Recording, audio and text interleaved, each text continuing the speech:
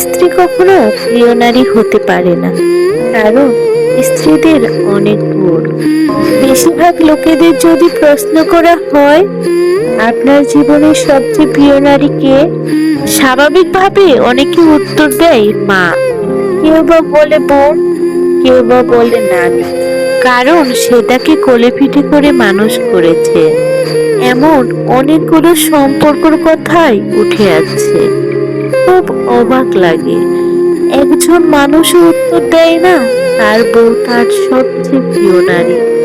আসলে বাঙালিদের সমস্যা, বউকে ভালোবাসি বললে হয়তো মান সম্মান চলে যাবে, লোকে বউ পাগল বলবে, বউয়ের কাছে ছোট হয়ে যাবে, অথবা বাকি পুরুষদের সামনে এরাম কমে যাবে। এমন একজনও মানুষও কি নেই যার হাসপাতালে বেডের পাশে নির্ঘুম রাত কাটিয়েছে তার স্ত্রী, অথবা একসাথে জীবন যুদ্ধ করবে বলে বাবার বাড়ির অভিজাত্যকে দূরে রেখেছে। স্বল্প বেতনের ছেলেটার হাত ধরে বাবার বাড়িটা ছেড়ে এসেছে।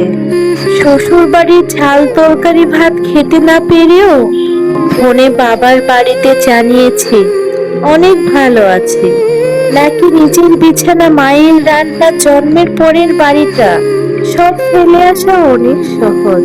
যার কারণে বউ কখনো প্রিয় নারী হওয়ার যোগ্যতাই রাখে না।